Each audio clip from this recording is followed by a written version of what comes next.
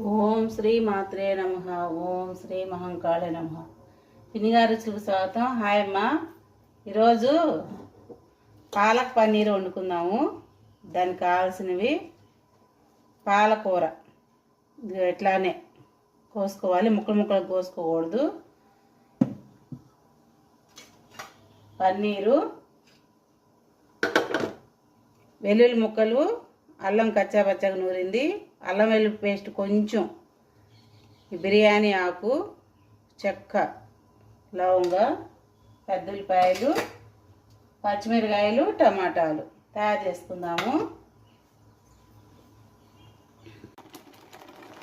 ఎంతవరకు వచ్చిందో చూసుకుందామమ్మా.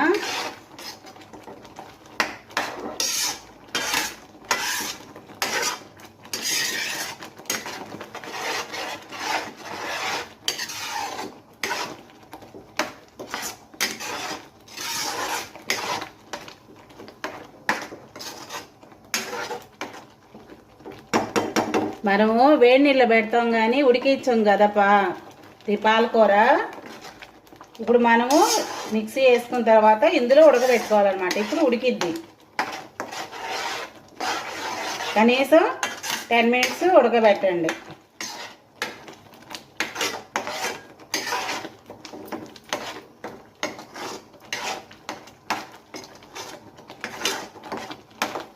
ఈ కూర రోటీల్లోకి, చపాతీల్లోకి చాలా బాగుంటుంది.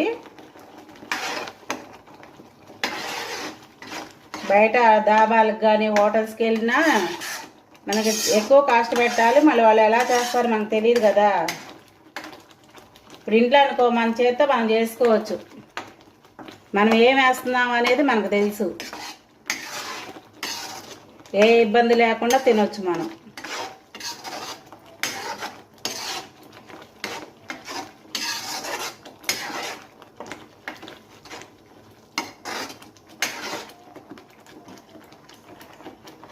ఇప్పుడు పాలకూర వేసుకుందాం అమ్మా. ఇది పన్నీరు,